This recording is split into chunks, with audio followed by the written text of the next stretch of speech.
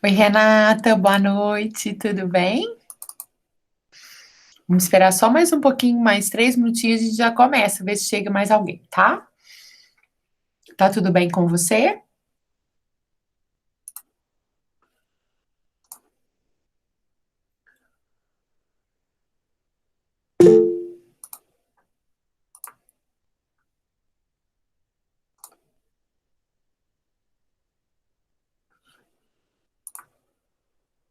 Ah, sim, tô vendo aqui você tá no chat. Tá tudo bem? Aham, beleza. Só mais um pouquinho, porque de qualquer modo a aula fica gravada, então se o aluno não vier, ele não tem presença, mas ele pode ter acesso ao conteúdo, né?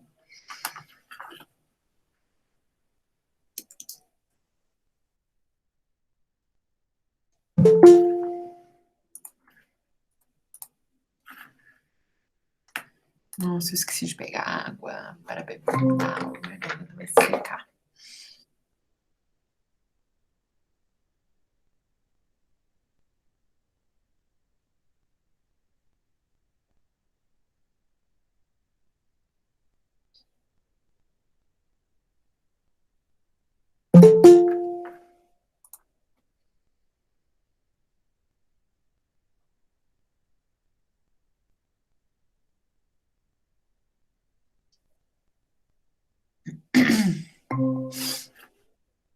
Não, eu tinha esquecido de abrir o vídeo.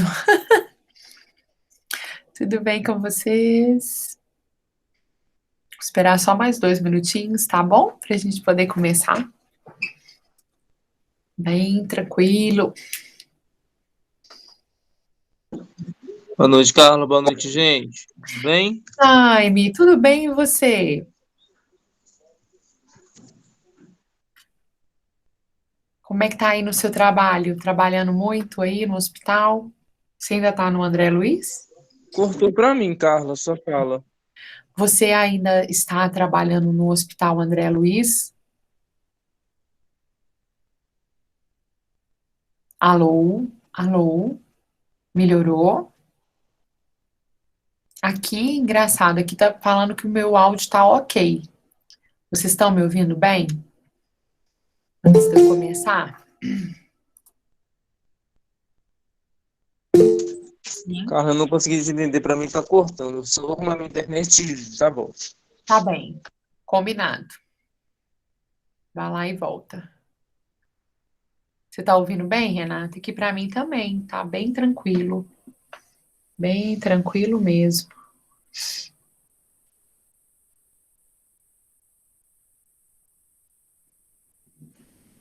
Deixa eu ver aqui.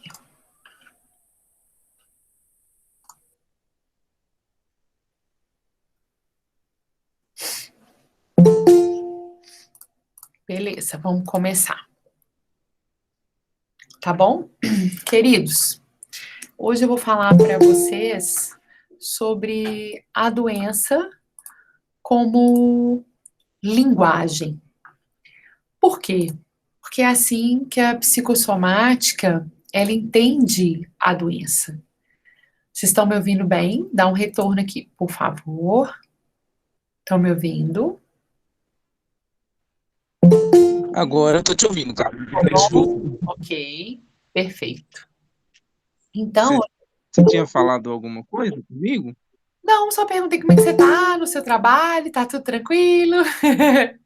Se ainda- Não, não, comigo tá tudo bem. Eu tô voltando de férias amanhã e meu trabalho deve estar lá. Deve estar ótimo, deve estar maravilhoso, mas eu tô bem. Então tá bom. Então deixa eu voltar aqui um pouquinho, ó. Aí quando eu comecei a explicar, começa blim, blim, blim, blim, campainha aqui em casa, bem-vindos todos aqui na minha casa.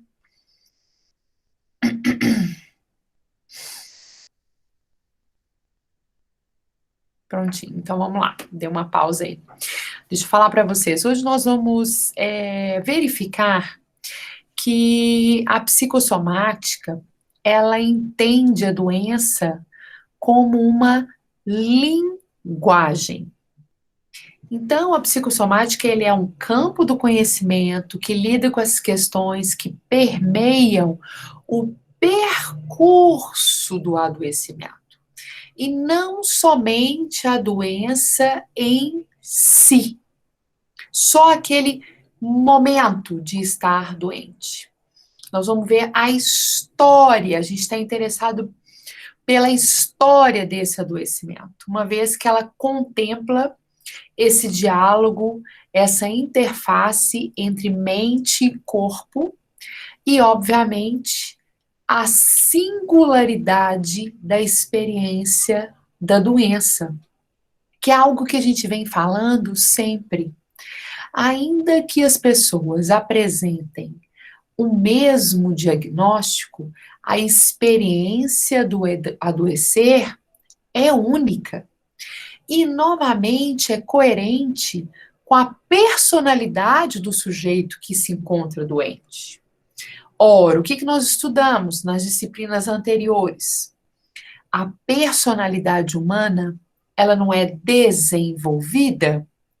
E nesse percurso do desenvolvimento da personalidade humana, ou nós aprendemos ou não colocar em prática comportamentos resilientes diante de contextos difíceis que requerem a nossa superação, tal como, por exemplo, o próprio adoecer, não é verdade?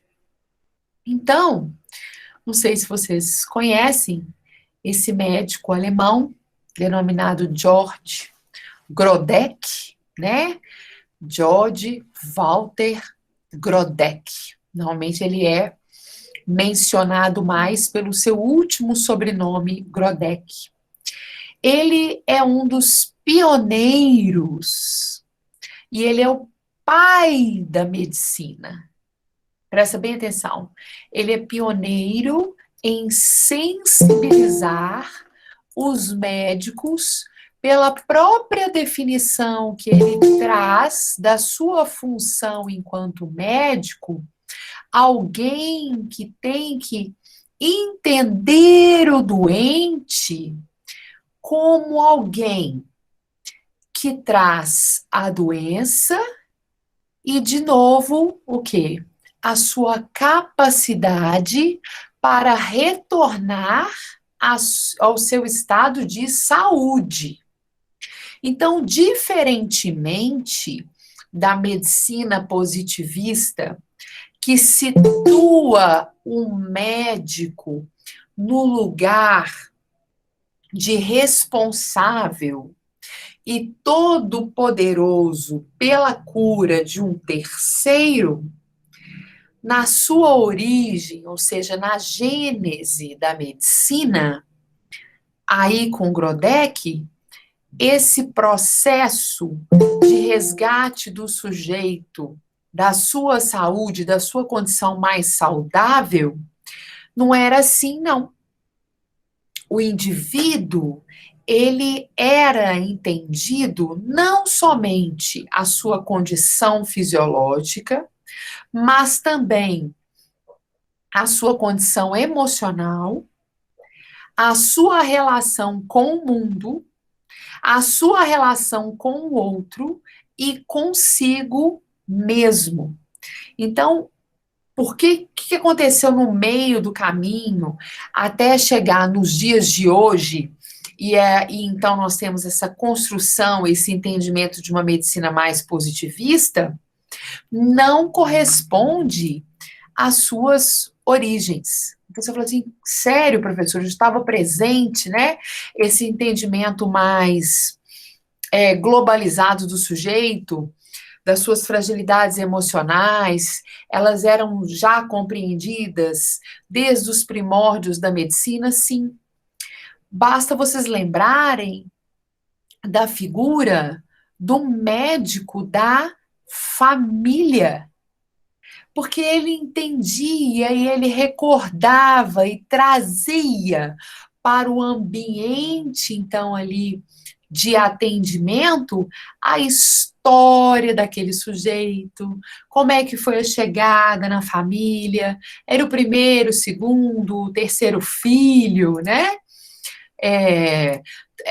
trazia também para a anamnese médica a história do adoecer daquele sujeito, quando ele foi capaz de superar, não é verdade?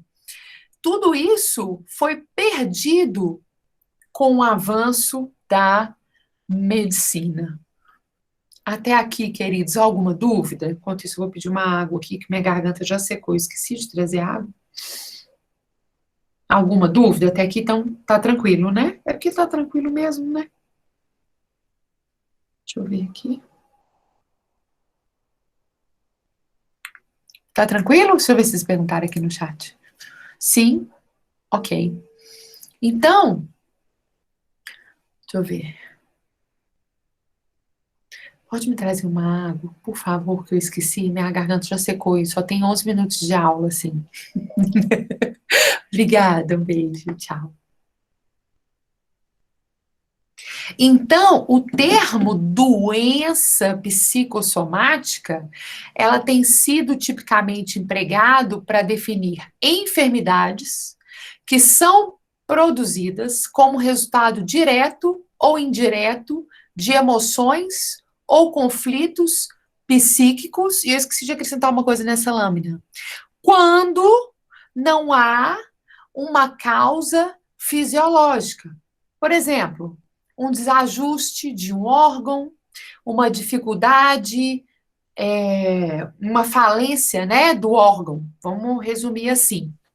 Aí, quando atualmente esse médico ele não consegue justificar aquele sintoma com imagens ou causas fisiológicas, aí sim é como se transbordasse a sua compreensão do sujeito, ou seja, ultrapassasse aquilo que ele conhece sobre o sujeito, e então ele fala assim: ah, isso aí deve ser emocional, é de causa emocional. Ô, gente, olha que nós estamos falando de experiências e relatos do ano de 2021. E aí, nesse momento, o médico pode falar: eu acho que isso tem fundo emocional. Só que na aula de hoje, nós vamos verificar como é que o sintoma sempre foi visto pela medicina lá nos seus primórdios e pela psicossomática como uma linguagem. Eu estou repetindo isso, eu já falei, porque chegou muita gente aqui já agora, né? Atualmente, nós temos duas correntes de técnicas de estudo predominantemente nesse campo da psicossomática, que é chamada de medicina psicossomática, como se fosse algo diferente da medicina, que eles chamam medicina alopática, ou diferente, ela é mais coincidente com a medicina homeopática, vocês vão entender por quê, em breve, tá? Nos próximos capítulos já tá chegando. Mas ou então simplesmente psicossomática, psicanalítica, que é um modo como a gente vem estudando e compreendendo o surgimento e mais a fundamentação científica da psicossomática a partir da psicanálise. Então, para vocês poderem entender a diferença, a medicina psicossomática, ela vai investigar, então, essas chamadas de doenças orgânicas, tá? Que são claramente identificadas através dos exames, de forma, então, comprovada, ok? E ela é exatamente isso que eu falei para vocês, ela pode trazer uma causa psicogenética, seja psicológica, uma causa mais emocional, uma causa proveniente de uma tensão ou de um estresse, quando ela não encontra uma justificativa de uma falência fisiológica para o atual sintoma. Já a psicossomática psicanalítica é aquela, então, que envolve a emoção, as relações do sujeito, o entendimento e a representação psíquica que esse sujeito tem sobre si, como é que a história do desenvolvimento da sua personalidade, ela se interessa pela história do desenvolvimento da personalidade desse sujeito, para verificar quais são as habilidades e competências que esse sujeito possui para lidar com os seus traumas, se ele possui ou não, e mais, contrariando o caminhar da medicina alopática, a psicossomática, ao invés de silenciar o sintoma, vai entender o sintoma como uma linguagem e também vai colocar enquanto sinônimo do estar doente. Lembra que eu falei para vocês? É uma linguagem, mas é uma linguagem do inconsciente. Então, esse adoecer, para o psicossomicista, ele vai entender assim, poxa, como é que esse adoecer aconteceu? Como é que teve início? Como é que se deu esse processo? Então, esse profissional de saúde, ele vai ser mais investigativo, não só preocupado em tratar esse sintoma, seja sobre a forma alopática ou homeopática, mas ele vai estar interessado na história, nesse processo de adoecer, porque ele vai dizer que não existe coincidências das relações intersociais desse sujeito. A gente precisa dar voz para esse sujeito, para que ele participe do seu próprio processo de cura. Porque, de novo, para quem chegou depois, ainda que a gente tenha uma especialidade médica na sua área de saúde, fisioterápica, psicológica, inclusive da psicologia, aí com a enfermagem e até mesmo na medicina, a experiência do adoecer é algo que único. Então, essa ideia de que um sintoma possui um sentido e um simbolismo, ela vem lá de Freud, seus seguidores, igual nós vimos a respeito da histeria, o estudo dele sobre a histeria, né? Porque, na ocasião, aquela manifestação histérica, ela era considerada enigmática e singular, né? E atualmente, só depois de Freud, que ela saiu, então, desse contexto de invenção do sujeito, ou até mesmo alguns subestimavam os sintomas histéricos e afirmavam que muitos deles eram apenas uma invenção, era algo inexistente. E aí eu pergunto aos senhores, onde é que está o poder de cura no contexto da psicossomática? Por que ela vem a duras penas, sempre justificando a sua cientificidade e tendo essa necessidade de justificar a sua cientificidade, ou seja, que se trata de um conhecimento comprovado e científico?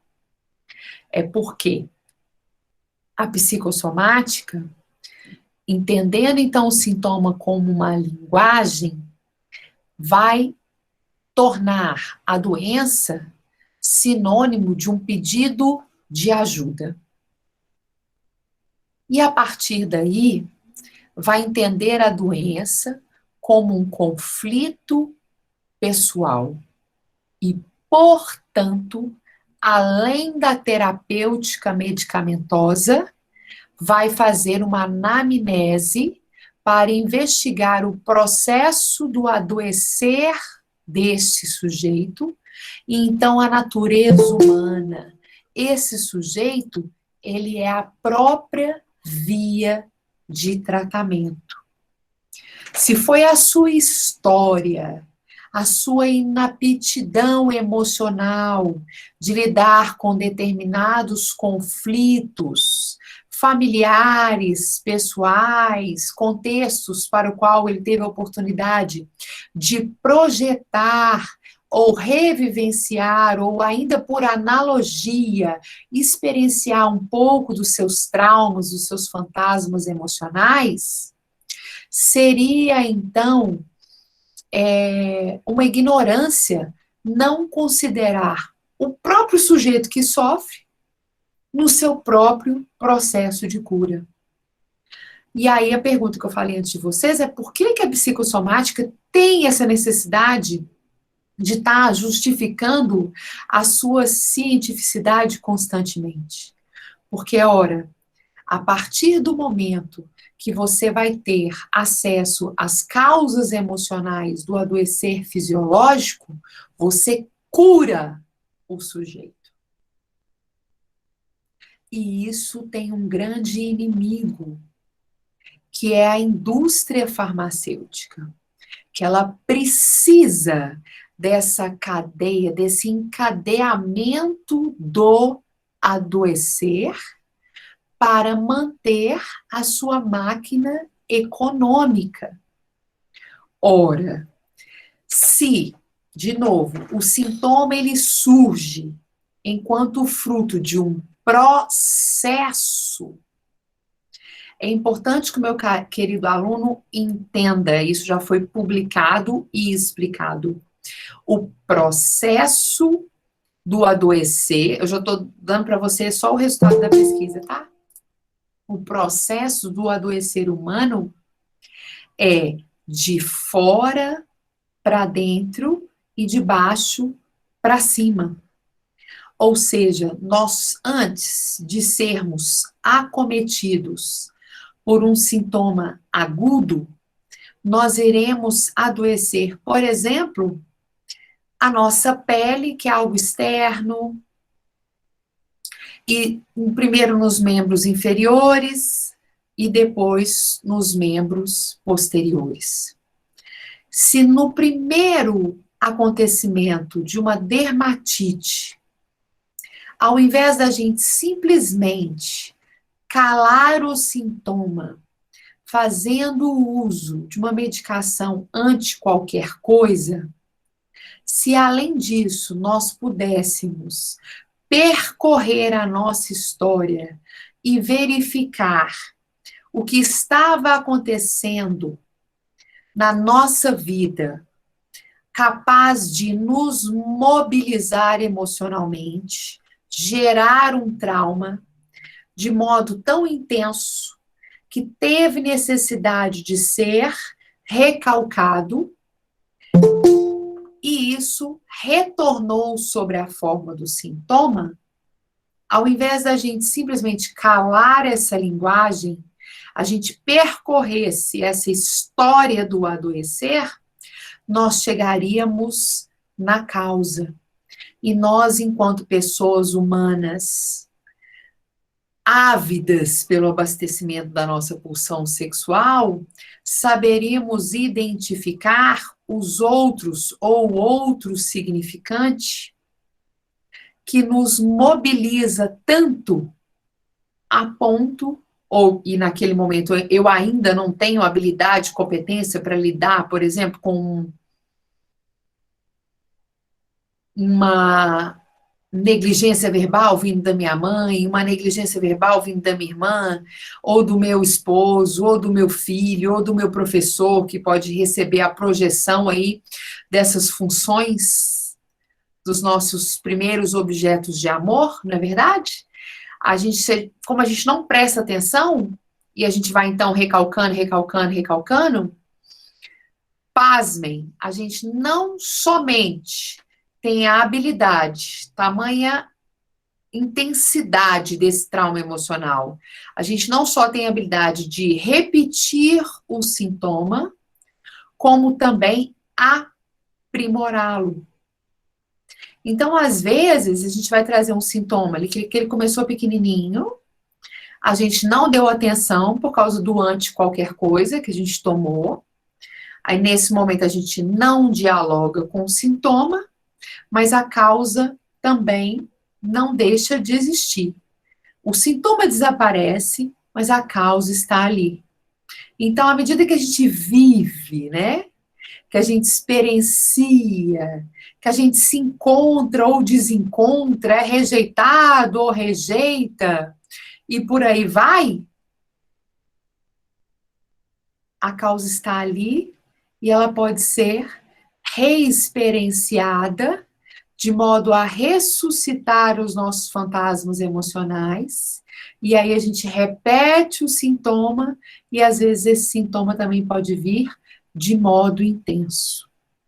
Então é importante a gente lembrar que a gente não tem um sintoma agudo desenvolvido a partir da nossa história pessoal. Não. Mas, para chegar num sintoma agudo, daquele que mobiliza os nossos órgãos vitais, se você percorrer o nosso processo do adoecer, lembre-se, esse também é a via de tratamento, para que a gente adquira habilidades e competências para lidar com as nossas inaptidões emocionais. E aí, até aqui, alguma dúvida? Tá claro?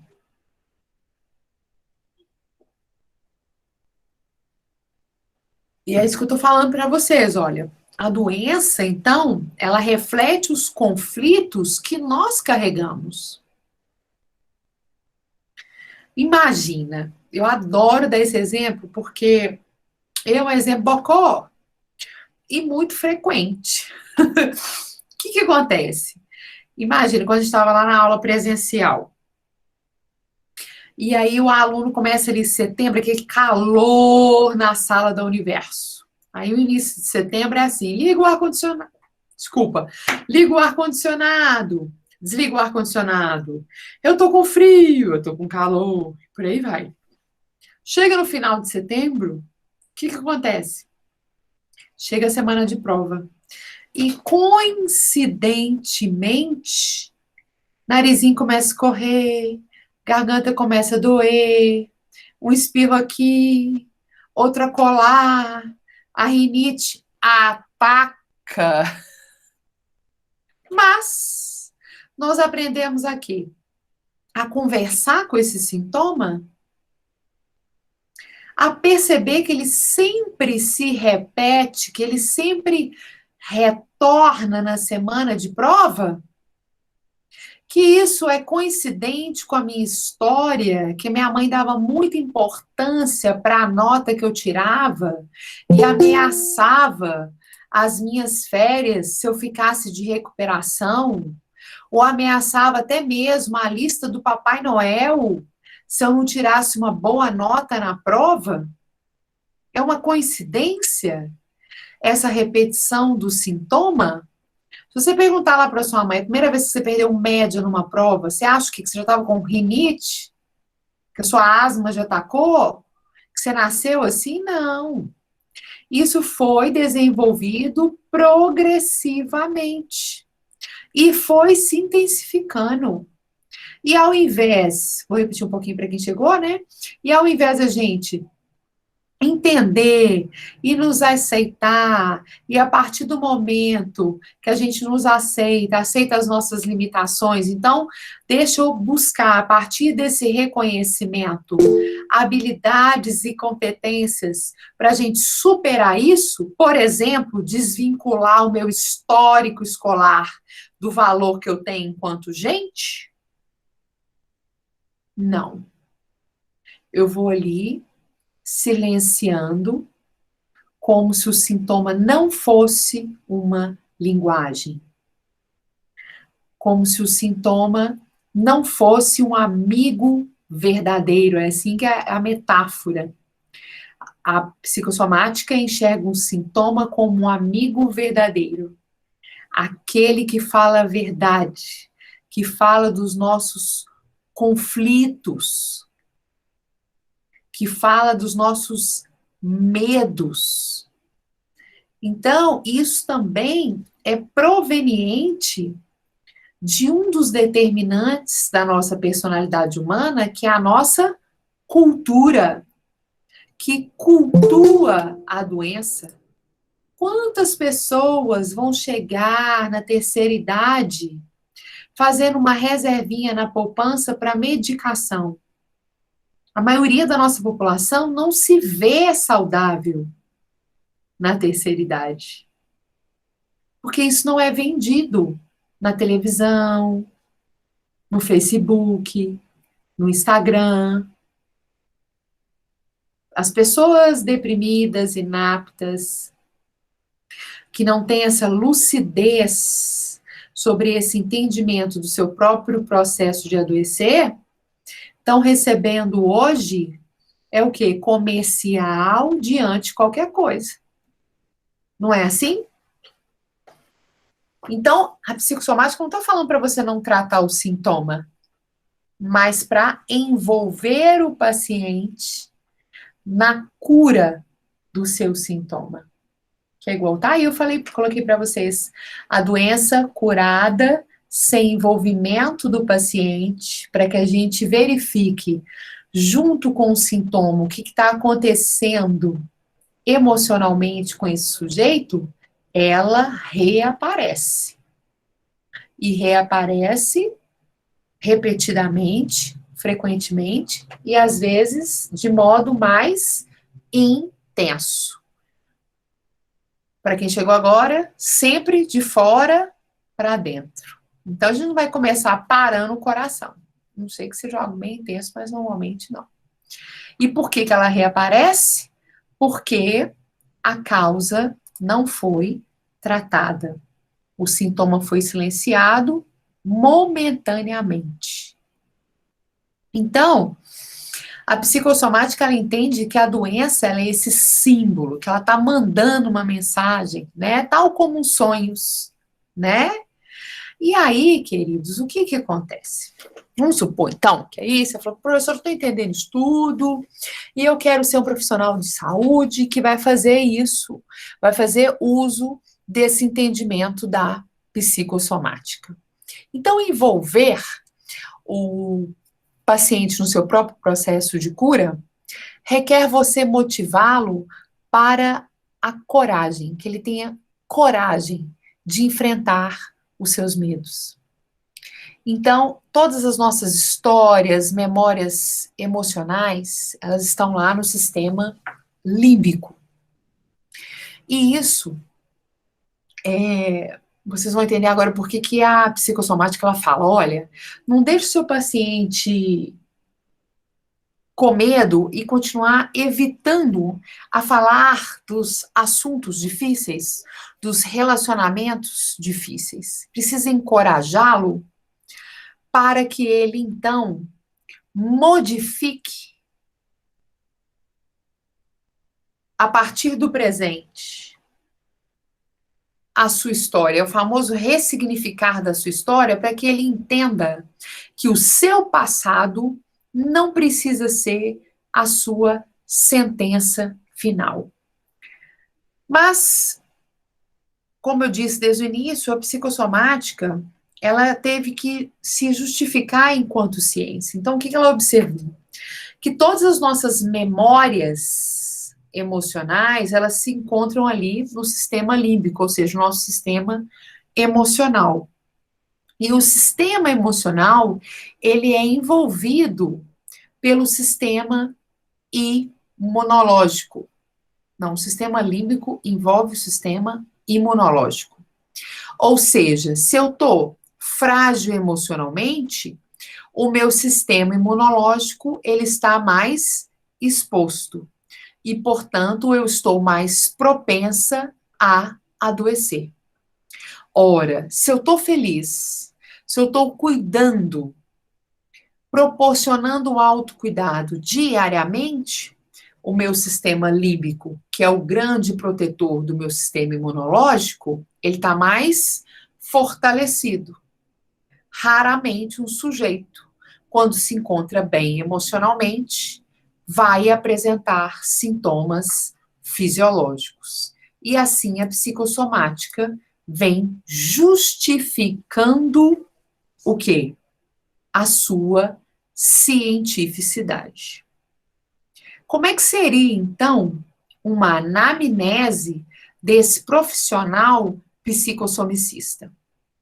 Ele precisa identificar como é que esse sujeito aprendeu a se sentir amado, reconhecido, alguém de valor, principalmente na sua infância, através da relação com aquelas pessoas que ocupou o lugar da função materna e da função paterna.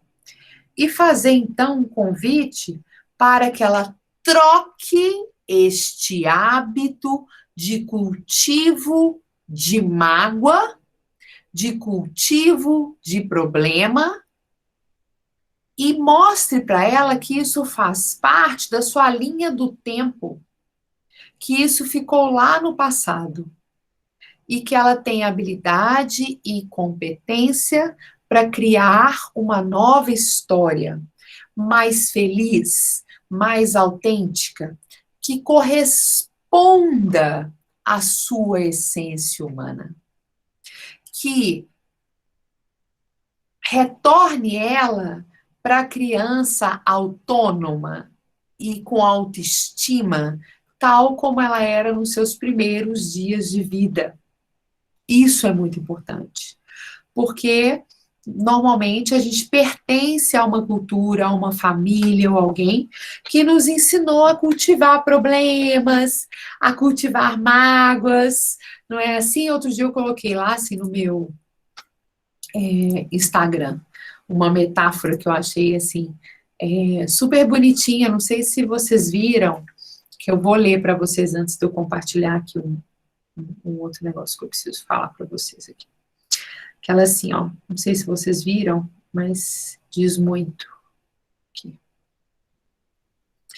Imagina que você tem R$ 86.400 na sua conta, ok? Mas alguém lhe rouba R$ 10. Então, você tinha R$ 86.400 na sua conta e alguém foi lá e roubou R$ 10. Você só tem duas escolhas. A primeira é jogar fora R$ 86.390 que sobraram. E a segunda é seguir sua vida, esquece isso, deixa para lá, e aproveita os 86.390 que restaram. Então, talvez você tenha pensado que não faz sentido jogar fora o dinheiro por causa de R$ 10. Normalmente, a maioria das pessoas pensa assim, não é mesmo? Pois bem, é isso que a gente faz quando a gente dá muita importância para as coisas que não têm tanto valor assim. Então, todos os dias, porque desse número, você deve estar se perguntando, todos os dias a gente recebe 86.400 segundos para a gente poder aproveitar ao longo do nosso dia. Fazer, por exemplo, do nosso ambiente de trabalho um lugar feliz, agradável, porque isso é uma escolha, é algo intencional. Então, a gente pode escolher. Então, é um convite para que a gente não permita que, às vezes, 1 minuto, no caso desse exemplo, 10 segundos de uma mágoa, de uma conversa mal resolvida ou mal interpretada, né? Ou um pensamento negativo que não foi silenciado, né, Bruno, né? Estraguem o resto do seu dia. E todo dia você recebe de novo o presente que é estar presente na sua vida. Mas eu entendo se algum aluno falar, professora, mas isso é difícil demais. Porque o hábito, ele já foi automatizado. Ao mesmo tempo, depende de nós esse esforço de mudança de hábito que tem um benefício rápido e para a pessoa que mais importa na sua vida, que é você.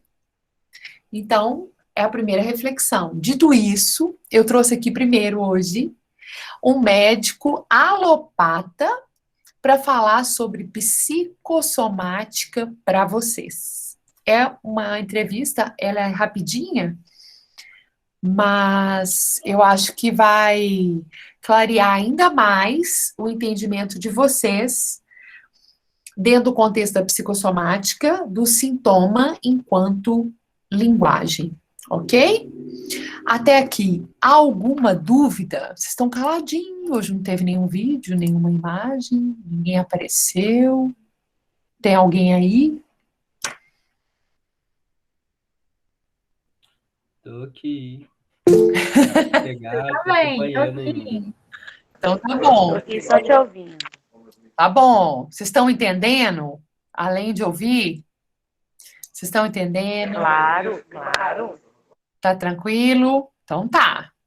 Então tá bom. Vamos aqui então nesse pedacinho. Me falem, por favor, aqui no chat se o áudio tá bom, porque eu vou fechar o meu áudio e vou abrir o áudio da palestra, tá bom? Olha só.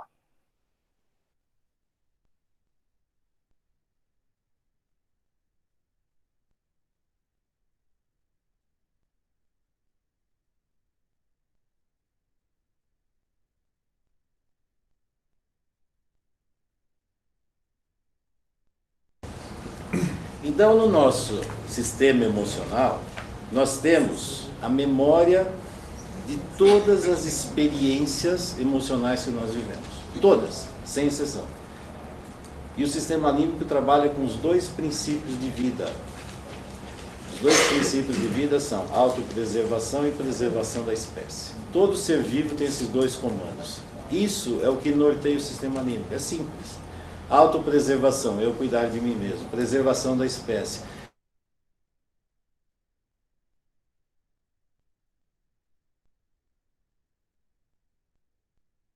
Preservação da espécie, função paterna. Simples. Tudo é simples. Se olhar, tudo é muito simples. Se eu não sei nem cuidar de mim, imagina, vou dar conta do mundo lá fora? Não, primeiro eu cuido de mim, depois eu cuido do mundo lá fora. Primeiro função materna, depois função paterna. Mas voltando, todo o funcionamento do corpo tem influência do sistema límbico. Imagina hormônios, está mandando informação o tempo todo, para tudo quanto é lugar do corpo. Imagina sistema nervoso autônomo, simpático e parasimpático. Está mandando informação, por exemplo, até para saber se leva mais energia para cá ou para cá. Como? Mexendo no calibre dos vasos. Ah, vou tirar sangue daqui e põe em outro lugar. Tiro daqui para sistema nervoso autônomo. Levar sangue é levar energia. Não fala energia, parece uma coisa meio fosfórica. Não, uma energia. No corpo é simples. Onde tem energia? Onde tem sangue. Onde não tem? Onde não tem sangue. É só tirar o sangue e fica sem energia. Quer sobrecarregar? Põe mais energia. Quando você vê que tem energia demais, está sobrecarregado, é porque tem muito sangue fluindo lá. E por que o sangue está fluindo lá? Porque ali tem alguma coisa acontecendo. Por exemplo, se tiver uma inflamação, fica tudo vermelho, dolorido, porque tem alguma coisa acontecendo lá. O organismo faz o quê? Joga sangue direto para levar o quê? Glóbulos brancos, anticorpos, para ver o que está de errado lá e combater o mal que está ali. E aí nós ganhamos uma inflamação. Nossa, olha, está inchado. Tá? Aí vou colocar meu latim para fora aqui. Aí sinais de inflamação. Nota aí, velho, inflamazione sum quattro. Tumor et rubor com calor e et dolor. Isso aqui é uma lição da medicina. Os sinais da inflamação são 4. Tumor, câncer. Não, tumor é aumento de volume para médico, tá? É que a gente quando fala uma coisa, eu falo o círculo, vocês entendem quadrado, né? Então, olha, para médico, tumor é um aumento de volume inespecífico. Ah, é câncer? Não, câncer é um tumor também. Então, mas nem todo tumor é câncer? Não. Então, aumento de volume, fica inchado. Tumor et rubor, rubor fica vermelho. Por que fica vermelho? Porque tem sangue lá.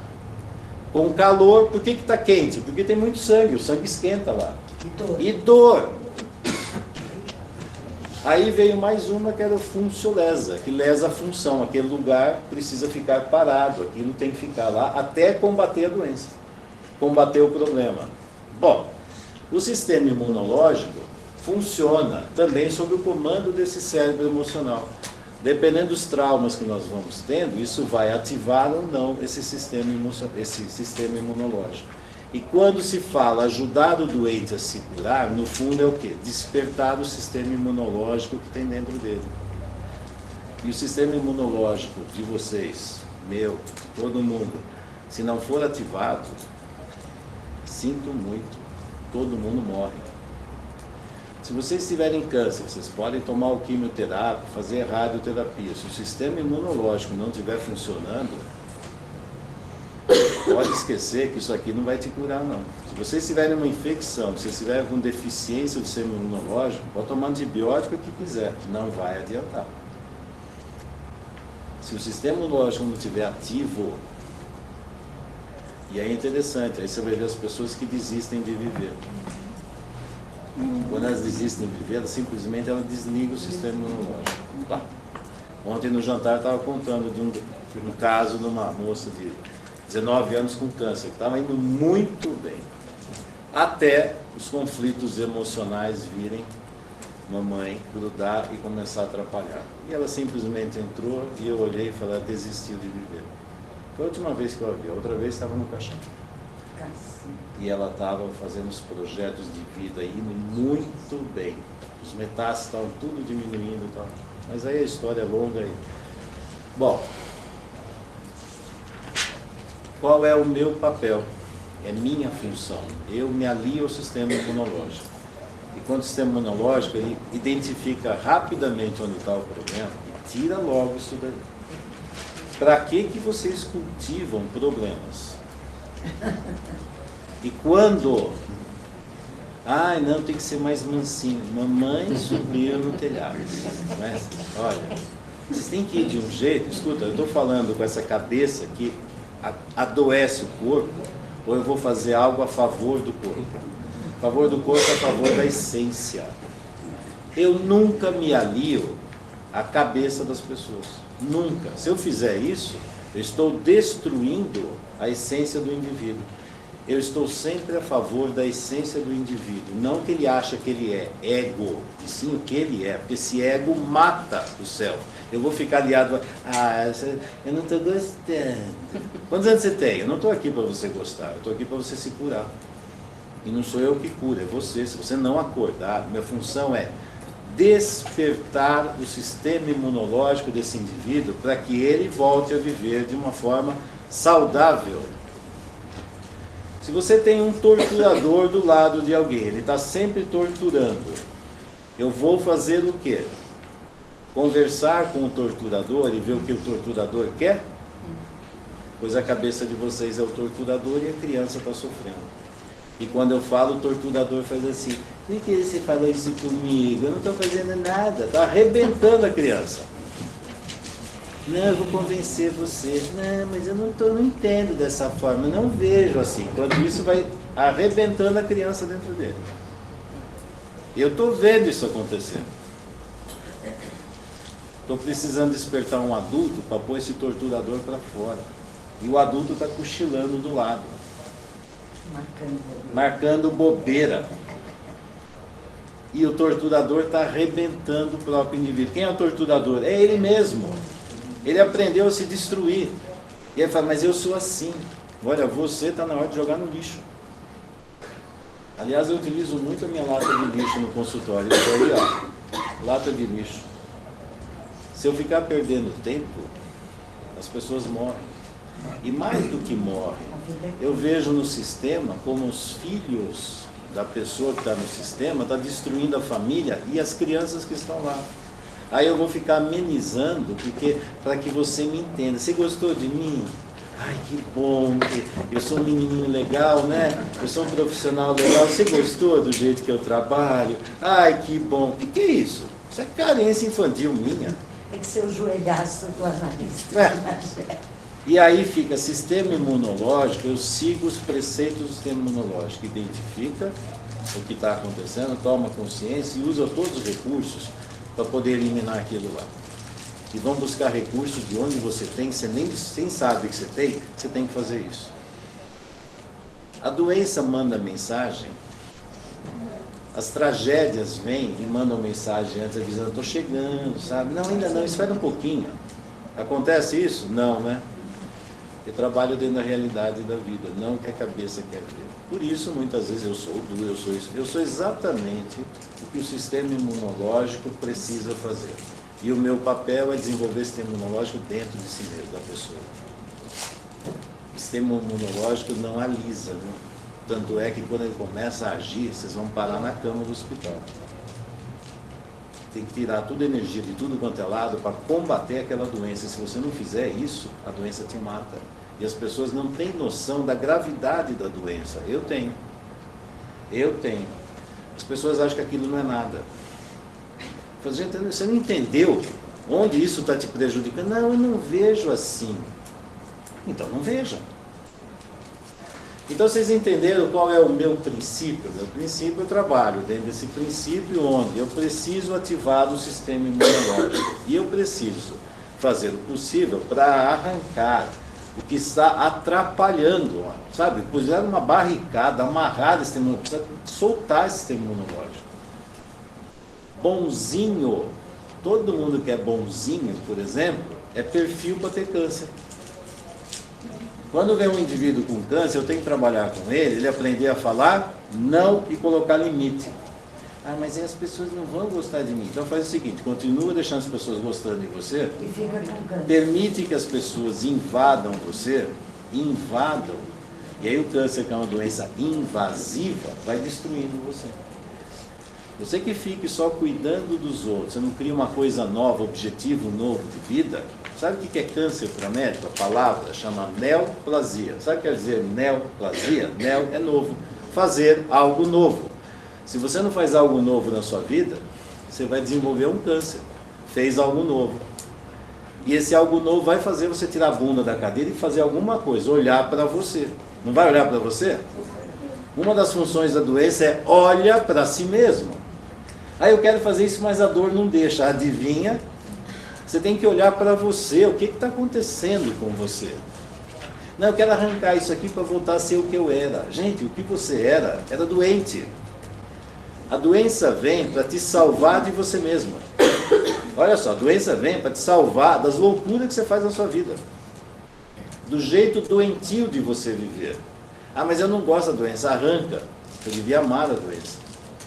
A doença está aliada à sua saúde. A doença está impedindo que essa cabeça louca te mate e te destrua. Por isso que toda doença exige uma mudança interna de vida. Você tem que mudar o seu jeito de olhar para a vida. Se você não fizer isso, você volta para a doença. E a doença vai sendo progressiva, ela vai sendo cada vez maior. Até chegar uma hora que você não tem mais como olhar para o mundo lá fora. A doença exige você olhar para você. Eu prefiro fazer o papel da doença antes que o indivíduo adoeça. E por isso tem um conceito, onde Grodeck coloca, a doença é o melhor amigo da pessoa. Só que é um amigo verdadeiro, fala o que você precisa ouvir, não o que você quer ouvir. Fernando, Grodeck trabalha também com a simbologia dos órgãos? Trabalha. Ele falou a mesma coisa, você interpretar sonhos, é você interpretar. Dos órgãos. Os órgãos, porque cada órgão tem uma função. Sim, sim. Cada órgão tem uma função. Por exemplo, o primeiro caso que o Grodeck trabalhou dentro da psicossomática, ele foi elaborando, mas o primeiro caso era imagina isso aí lá em quantos anos atrás? 100 e poucos anos atrás. Ele tinha uma cliente que tinha cólica renal, tinha cálculo renal, direto, vários.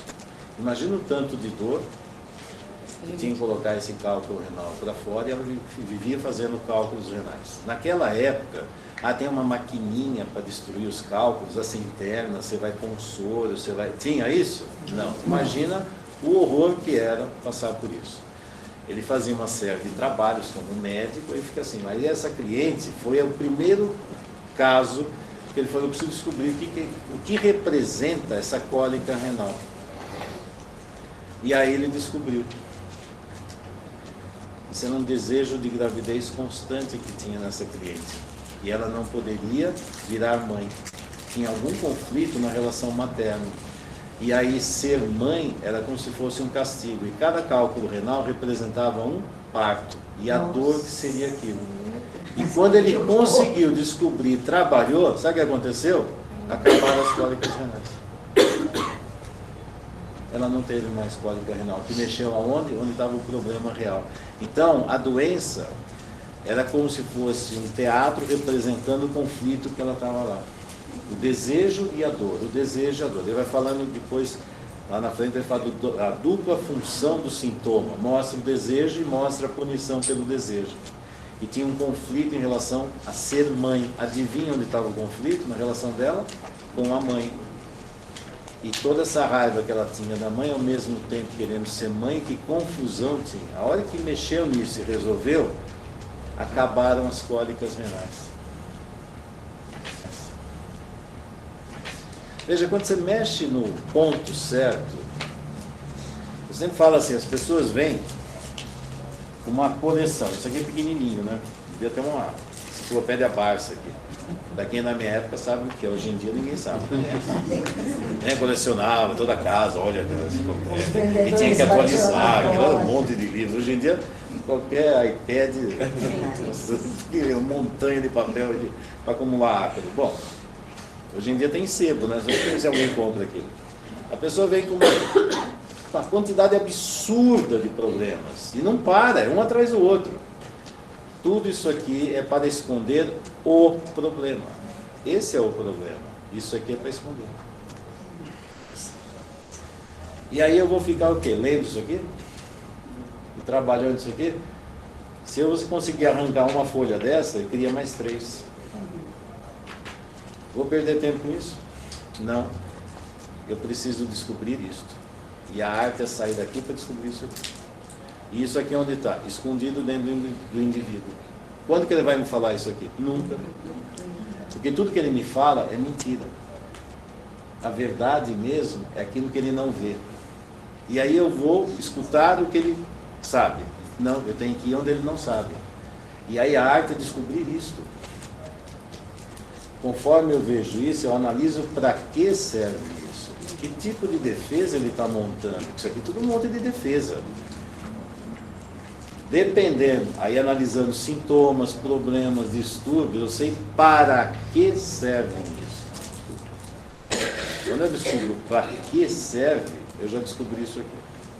E aonde eu descubro isso? No corpo da pessoa. O corpo fala. O corpo fala a verdade. Por isso eu não fico aqui. E não presto atenção e não dou valor ao que os pacientes falam. Não o valor que eles querem. Para mim é interessante, mas não o que ele está imaginando. É o simbolismo. Então, onde está um sintoma associado à emoção? Sintoma fala. Exato. Aí eu vejo para que serve esse sintoma. Por exemplo, se eu faço um papel de vítima, para quê? O que eu estou vendo nessa vítima? Uma criança que não foi cuidada nem amada. E ela fica reproduzindo isso a vida inteira. Qual é a essência? Uma criança que não foi amada. A questão é, quem a ama hoje? Ninguém. Nem ela se ama. Ela está buscando um amor fora. E ela fica mostrando para o mundo as feridas infantis que ela carrega. Esperando o quê? Que a mãe venha cuidar dela. Vai aparecer uma mãe para cuidar dela? E se aparecer, vai adiantar? Não, não vai adiantar, porque não é essa mãe que eu quero. É a minha mãe. E a mãe vai voltar. E você é criança. Fica reproduzindo trauma infantil a vida inteira. E o pior, revivendo o trauma a cada dia. Faz sentido? Essa criança está sofrendo o tempo inteiro. E está esperando o quê? A mãe. Vai você fazer o papel de mãe. A hora que você fizer o papel de mãe, você vai virar mãe. Ela vai falar assim, você não olha para mim, você não cuida de mim, não adiantou nada, você não sabe o que eu tenho, eu estou sofrendo e para você parece que não é nada. Ela entra na transcendência negativa e descarrega em cima de você, que vai cuidar, fazer papel de mãezinha, toda a raiva que ela tinha da mãe. E aí vem os processos contra os médicos, os cuidadores, seja lá como for. É uma armadilha. Você vai fazer o papel de mãe, cuidado. Ah, casou, vai fazer papel de mãe para sua mulher. Você vai ver a confusão que vai virar esse casamento. Aí você entende para que está fazendo isso, sabe? É só olhar os sintomas, a dinâmica, você está vendo o trauma infantil. O que eu preciso trabalhar? Que essa pessoa se ame e seja mãe de si mesma. Análise do caráter básico. O que o Reich fez? O Reich parou de prestar atenção no que a pessoa fala, mas presta atenção como ela se expressa. Esses detalhes sutis do como é que indicam o que está acontecendo. Não é isso. Por isso que o Reich para de ouvir e vem para frente para ver o cliente. Aí ele vê o corpo, ele põe o corpo na terapia. Adivinha por quê? Porque a hora que ele percebe o corpo, ele vê a realidade do indivíduo. E sai da ilusão que o cliente conta. E aí você vai vendo. Se eu fizer atendimento aqui, outra vez eu fiz até um atendimento, mas não era a proposta. Porque é simples de enxergar. Adivinha por que não se enxerga? Quem tem cegueira emocional não enxerga. Está na cara. Fala, você não está vendo isso? Não, eu não vejo assim. Você está precisando com outro óculos. Tá. Então, ferramenta é o tempo inteiro. Por exemplo, eu vou ver a forma da pessoa sentar, como ela olha para mim, olha de cima, olha de baixo, olha de lado, que gesto. Cada coisinha dessa eu estou vendo que está acontecendo dentro da pessoa. É fácil ver a pessoa. Eu faço perguntas e as pessoas acreditam que é para responder. Eu não ligo para a resposta. A pergunta é para ver a reação corporal. A hora que eu pergunto e vejo a reação corporal, eu já tenho a resposta. Entendeu? Isso, corpo. Tipo de pergunta ou você vai... Cada cliente é único. É o pulo do gato que ela Essa é a arte. É assim, me dá um padrão que eu faço com todo mundo e funciona. Eu acabei de falar que cada cliente é único. Conforme vai andando por aqui, eu percebi, opa, é por aqui. Aí eu percebi, se puser resistência, então, é exatamente aqui. Onde veio a resistência é onde eu tenho que ir. Veio a resistência, é aqui que eu tenho que ir. Isso aqui, por isso que eu falei, é único. Não tem, eu faço assim, dá certo com todo mundo.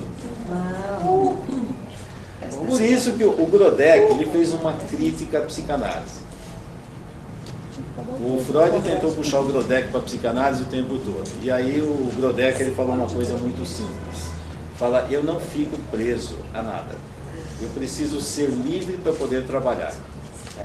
Porque se eu pertencer à psicanálise, a psicanálise vai dizer o que é certo para fazer com o cliente e o que não é certo. Porque para pertencer àquela sociedade, àquele grupo, eu tenho que seguir as regras do grupo. E à medida que eu sigo as regras do grupo, eu não posso ver o indivíduo. E cada cliente é único. Eu vou trabalhar com o que ele precisa. Mas, não, isso está errado, não se faz isso com o cliente. Não, se faz isso com o cliente. Eu falei, eu não fico preso a nenhuma regra. Porque senão eu perco a função, que é de cuidar do cliente dentro do que ele precisa, não do que os outros estão dizendo que é certo e errado. Deu para entender? Então, você faz o que precisa para aquele cliente naquele momento, para o que o cliente precisa ser feito. Se eu te disser o que tem que fazer, você vai seguir a cabeça. Sabe quando você vai ver o doente? Nunca. A questão é, esquece tudo que você sabe, que aí você vai entender o cliente. Não, mas me diz o que... aí é a arte. Aí é que está a arte do negócio. Se fica assim, não, me dá, eu fico igual a você, eu faço um clone. Não, meu Deus do céu, não funciona assim. Bom, aí eu coloquei lá, eu dividi em 3 estágios. Uma divisão didática, mas é didático só para ficar mais fácil. Para mim é tudo a mesma coisa, mas só é eu comigo mesmo, eu com o outro e eu com a vida. Isso aqui é um estágio que eu preciso fazer. Se eu não estou bem comigo mesmo, a comunicação com o outro, eu vou ficar alheio à comunicação, porque eu já tenho uma série de conflitos dentro de mim. Eu tenho, eu sou assim, eu não sou assim, porque eu isso, eu aquilo. É a conversa com o espelho. Vou mostrar uma conversa com o espelho.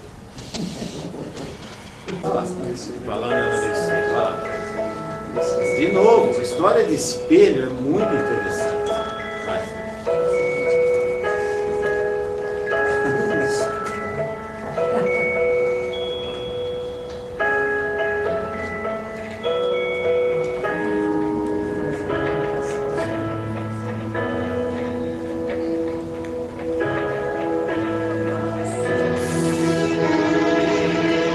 Como é que trata isso? Esse é muito difícil. Claro. Qual a dica aí? Tem que tratar onde? Você acha que é fora? Que visão é essa que ela tem dela mesma? De onde ela tirou essa visão? Que função ela exerce? E olha, mesmo que ela se vista daquele jeito, tá linda. Você quer saber? Tá linda. E ela está vendo o cadáver, ela está virando um cadáver, que está indo para a morte. Precisa matar a mulher dentro dela. Que horror! Aí você vai ver por que no sistema familiar que ela pertence, precisa matar a mulher. Vocês conhecem a historinha de criança? Espelho, espelho meu. Existe nessa casa alguma mulher mais linda do que eu? Existe, Branca de Neve. Mande matá-la.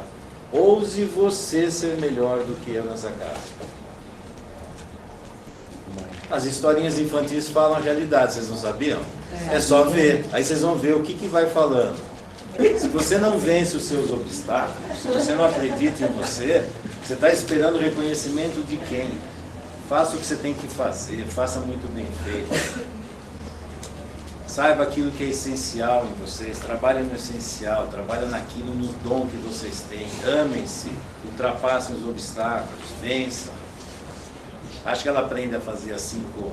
porque eu fiz uma vez, não deu certo. Caiu, pega de novo, caiu, pega de novo, caiu, pega de novo, caiu, pega de novo. Até aprender. Seja melhor a cada dia. A cada dia. Não é para os outros gostarem ou não gostar, porque a hora que mostra o resultado, todo mundo admira. Aquela história, mas vê a história por trás. Tinha bullying? Tinha. Hoje em dia a gente diz negócio de bullying, parece que as crianças são os cristalzinhos. Isso aí faz parte para aprender a lidar com os obstáculos da vida. Não, meu filhinho, falaram isso. Aí fala assim, você viu o outro que puxou no tapete, você viu o outro, fez isso, por isso eu não posso fazer nada. Que besteira é essa? Acreditem na essência de vocês, parem de ficar se criticando. Isso aqui é o saudável. Nossa, Fernando, como isso é duro, eu sou mesmo, para jogar lixo no lixo. Vai cultivar lixo? Você vai cultivar aquilo que te destrói? Você se ama? E aí fica assim, eu sou duro sim, sou duro, porque é para jogar o lixo no lixo, para você aprender a se amar. Isso é um absurdo que você está fazendo com você. Você está se matando, você está se destruindo. Você acha que eu vou passar a mão na cabecinha do seu destruidor? E aí, à medida que as pessoas se amam e têm resultados na vida, aí você vai ver o sorriso, aquele sorriso que não fica falso, é um sorriso de alma.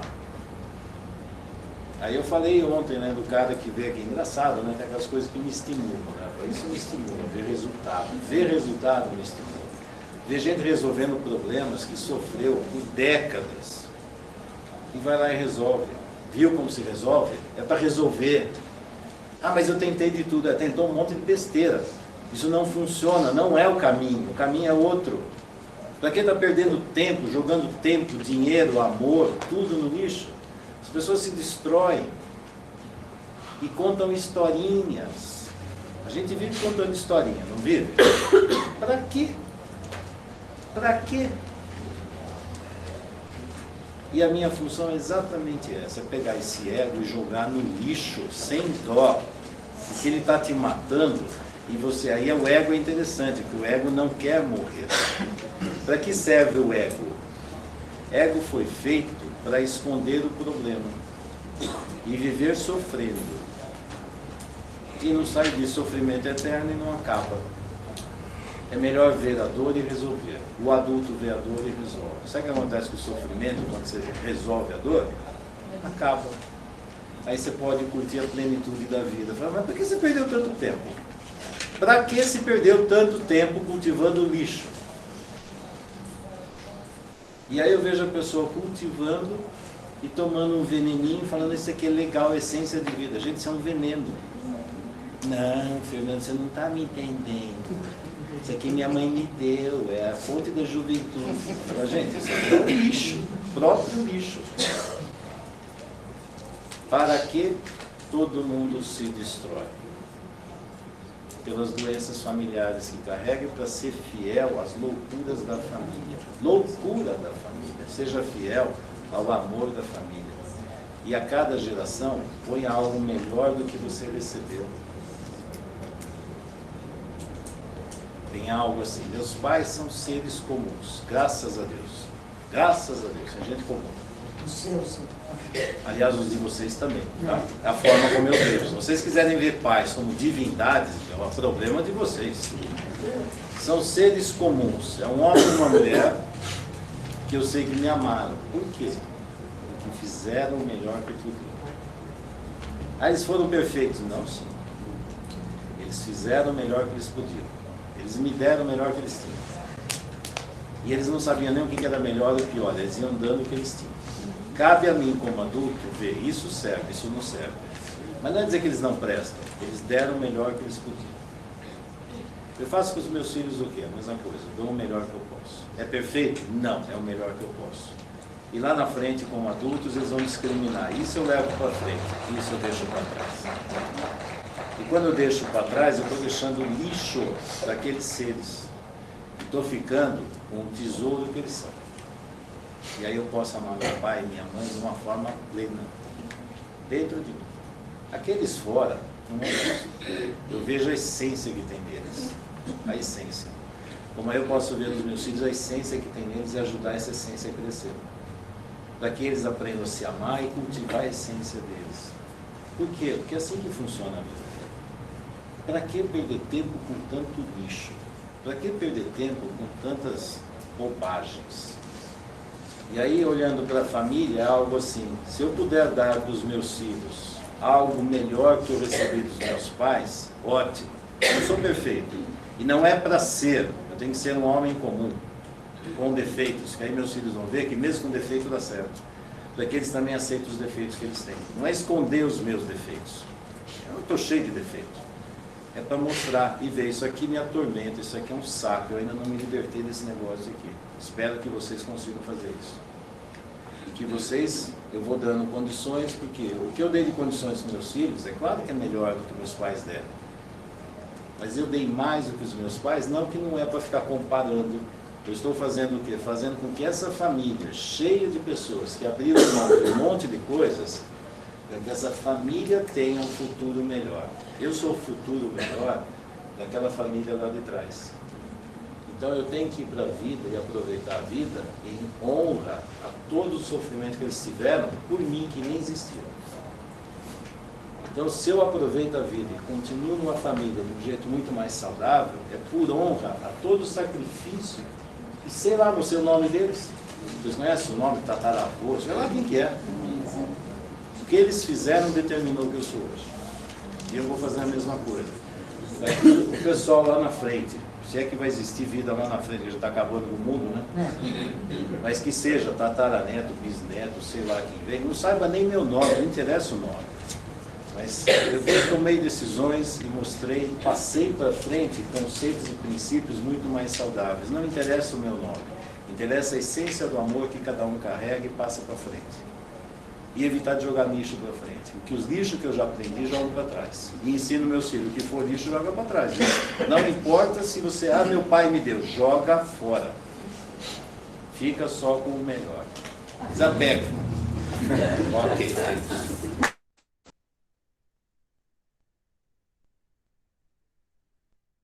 Você viu aí, gente? É um convite, né? Para a gente desapegar da mágoa. O link da palestra tá aí, mas não é só isso. Eu gosto dele, porque é bom você ouvir e conhecer a linguagem médica quando você tem a oportunidade de ter esse entendimento e uso da psicossomática por um médico, né? E aí, o que eu fiz? Eu pus o link aí para vocês, mas também tá lá no AVA. Vocês estão vendo? Aqui, ó, palestra com o Dr. Fernando Freitas, aí tem ela completa, tá bom? Desde o início. E o roteiro para as perguntas para o seminário individual do dia 17 de setembro. Então, eu fiz aí, olha, 10 perguntas, tá vendo? Olha, e deixa eu pôr aqui certinho, não mexer para não atrapalhar vocês. E tá lá no ambiente virtual de aprendizagem. Vocês podem rever, mas também já começar a gente começar já a fazer uns exercícios de fixação para a gente. A prova já está chegando, né? A verdade é essa, é isso que eu queria falar com vocês, né? Logo depois do feriado, a gente vai ter uma fala já de um médico homeopata, para vocês verem a diferença, mas, de novo, não interessa qual que é a terapêutica medicamentosa que vai ser adotada pelo cliente, desde que ele seja envolvido no seu próprio processo de cura. O que é mais importante é isso, né? Coloquei aqui para vocês também. Vocês gostariam de falar alguma coisa? Eu queria só fazer uma pergunta do seminário, porque eu não sabia dele. Vai ter um seminário dia 17, só para eu poder me organizar. Não, acabei de marcar. Ah, então Você é todo organizado, não é dia 17. É dia 14 de setembro. Lá estava escrito dia 17? não, eu tive a impressão que você falou dia 17, mas eu tô tão Falei? doida que eu posso ter me confundido. É para a próxima aula, porque na terça-feira que vem a gente tem um feriado. Então, marquei para daqui a 15 dias. Dia 14 de setembro é o que está lá no AVA. Combinar. Obrigadinha. Tá? E aí, o que acontece? Ele foi falando, Grodek, ele foi investigando alguns sintomas e ele pesquisou algumas causas que eram comuns aos pacientes. E aí ele foi e trouxe lá aquela figura, aquela imagem, na verdade é um vídeo, né, de uma moça que estava com anorexia. E Grodek, ele fala que a causa provável, por exemplo, da anorexia é quando o sujeito nega a própria vida, está com medo, apresenta aí autorrejeição, ódio de si, e a gente poderia treinar aí para os psicólogos, por exemplo, lá na terapia cognitivo-comportamental, um novo padrão de pensamento, ou para os fisioterapeutas, poder incentivar a pessoa a ter mais segurança consigo, enxergá-la como realmente ela é, e trabalhar aí aspectos de autoaceitação. Tá vendo que eu pus aqui para vocês no chat? Vocês viram? Sim ou não? Vocês viram lá? Oi, gente. Eu vi, Carla. Vi sim. Tá lá. E aí eu trouxe outras curiosidades para vocês também, além desses, né? Então, por exemplo, alergia, vai bem de modo bem geral, tá? Então, olha, qual que é a causa provável? Deixa eu ir colocando aqui para vocês irem vendo aqui. Se bem que não, vou andar mais rápido, senão acabar a aula, eu não termino isso aqui. Qual que é a causa provável? A quem você é alérgico? Não ao quê. Olha que pergunta interessante. Então, são pessoas que negam a própria habilidade e competência de si, um novo padrão de pensamento, por exemplo, para você poder aí silenciar esse Bruno, né? E começar a ter mais segurança, enxergar o mundo de modo mais seguro, mais fraterno. Falar para essa pessoa, olha, você está seguro, fique em paz. Provavelmente, pessoas que têm alergia, se passam lá por uma psicoterapia que ajuda ele a tratar ansiedade, isso é bem interessante. Pessoa que sofre de amidalite, normalmente a causa provável, só curiosidades, é provável, depois nós vamos ver estudos de casos mais especializados, tá? Então, amidalite, por exemplo, medo, emoções reprimidas, criatividade sufocada, ansiedade, pessoas que não têm confiança no fluxo e no processo de vida. Falam aí, deixa eu ver se eu tenho. Apendicite, medo da vida, bloqueio do fluxo do que é bom. Então, uma pessoa que tem que estar um pouquinho mais relaxada com a vida, sabe? Deixar a vida mais leve, fluir alegremente e ajudar ele a se sentir melhor. Tem algum aí que vocês ficaram curiosos? Quem sabe eu tenho aqui. Quem sabe? Sabe, pessoas que têm apetite em excesso. Elas estão ali, muitas vezes, num processo de necessidade de proteção. Elas ficam julgando as emoções, do tipo, esse sentimento é ruim para mim, esse sentimento é mau, eu tenho que me livrar dele, ao invés de ficar pensando que os sentimentos são coisas normais, né? Não tem natureza do que é bom, o que é mal. Então, acaba que, por exemplo, a obesidade, ela reflete muito isso, né? Que essa capa de proteção de gordura acaba simbolizando muito, né? Tireoide, vamos ver aqui, tireoide. Eu estou terminando de... Eu vou colocar isso aqui lá para vocês também, mas isso não cai na prova não, viu? Isso é só de curiosidade.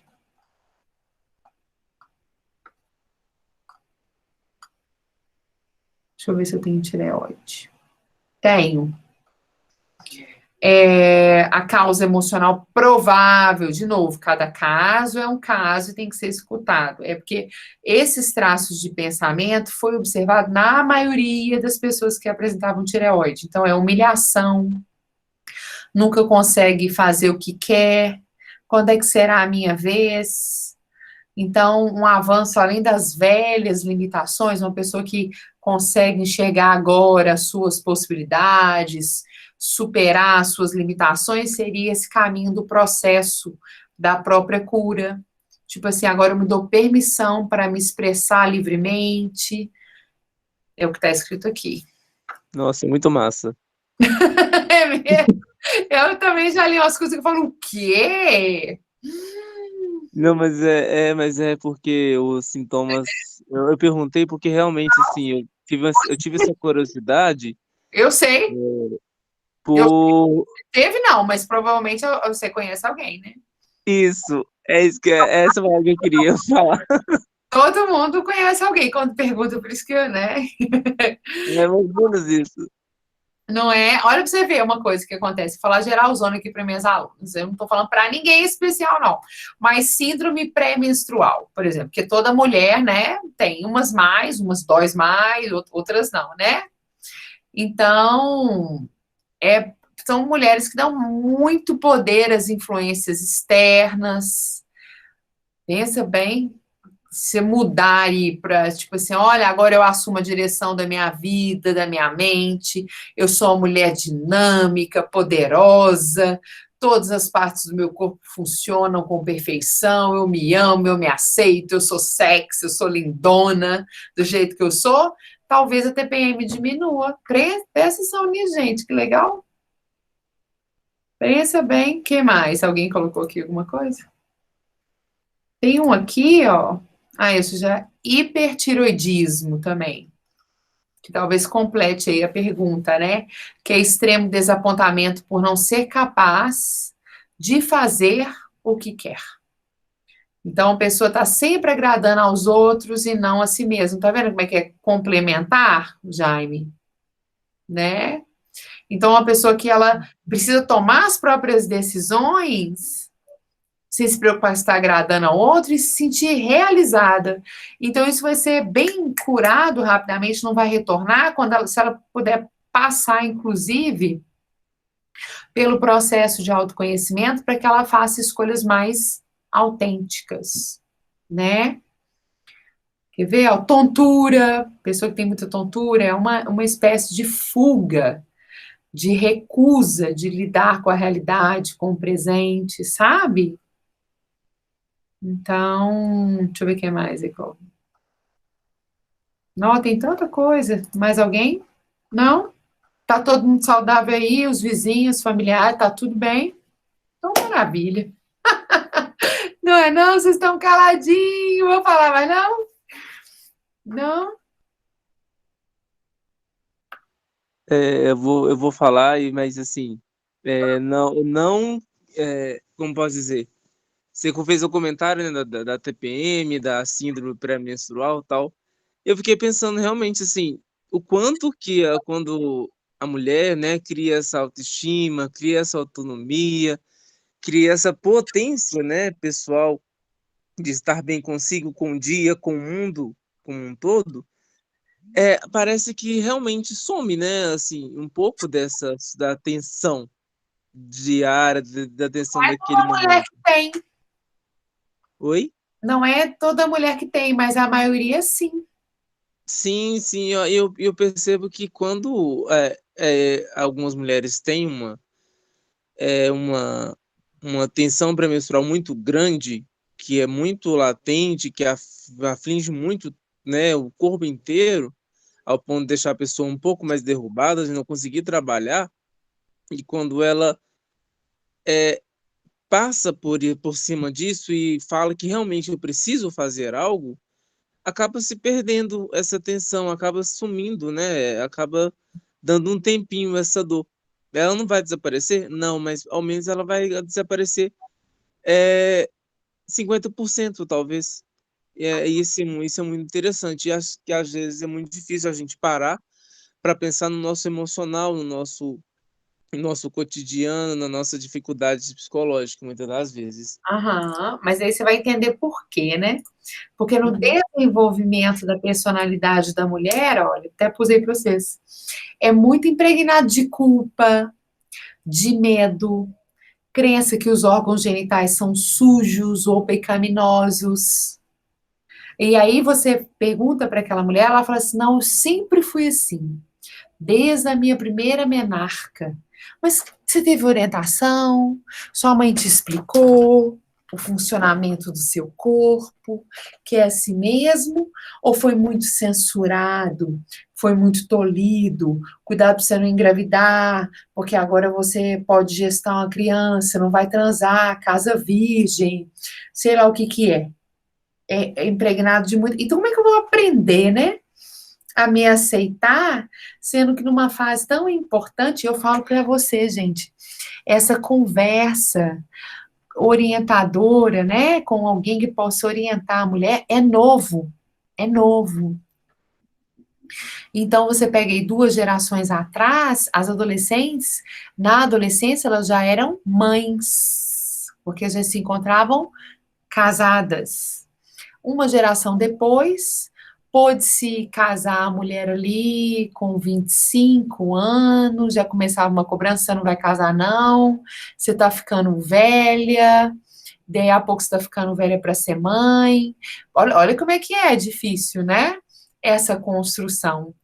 Então é quase um alívio, né? E uma dificuldade. Mas ainda assim, essa geração, depois aí, ó, de 2 gerações, a última geração, muitas meninas tiveram a primeira menarca, ainda assim, a maioria não compartilhou de uma conversa sequer com a função materna, que é aquela função que cuida, seja ele a mãe biológica ou alguém de confiança, né? Isso é muito novo. Assim mesmo, a profissão, não sei se vocês conhecem, de pediatra, acabou que recebeu essa função e o estar menstruada vai além de uma mudança fisiológica. Traz muito de como é que essa adolescente está construindo a sua representação psíquica, como é que ela vai desenvolver a sua identidade enquanto gente, enquanto mulher, né? Então, por isso que dói, né? Dói.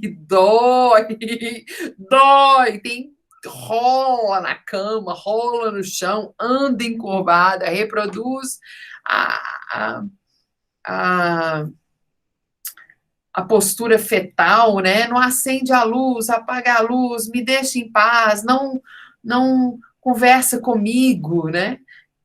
É como se ela tivesse ali. É isso mesmo aí. O que tá. Esse trauma, ele vem ali de modo mais intenso, né? Não é que não tá doendo, né? Freud já liberou a gente, pode aceitar, tá doendo. Dói mesmo, né? Mas de repente, se a gente pudesse ressignificar isso, não ia ter uma vida aí tomando o anticólica, né? Assim, ninguém quer saber nenhum outro sintoma, não? Tá tranquilo? Não é? E é porque o ebiatra, ele não vai, o bom mesmo seria ebiatra com mãe, com psicólogo, sabe como? Na realidade, seria interessante o pacote inteiro, né? Desde que você nasce. É verdade, é verdade. Mas o pacote das vezes sai caro, então o Aham, povo tá descendo, né? aham, é verdade.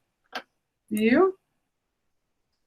Enxaqueca, vamos aqui para a gente fechar então com enxaqueca. Olha lá, Marcília, isso eu adoro, mas esses sintomas mais comuns, assim, porque a gente já dá uma aliviada, a pessoa, se ela consegue ressignificar, olha para você ver. Enxaqueca. Aqui, ó. Padrão de pensamento, tá aí. Desagrado por ser impelido por alguém, resistência ao fluxo da vida, medos sexuais, em geral, pode ser aliviada pela masturbação. Ó, gente, eu tinha nem prestado atenção, deixa eu ver se isso está aqui mesmo. Aham. E aí, olha para vocês verem, um novo padrão de pensamento para enxaqueca.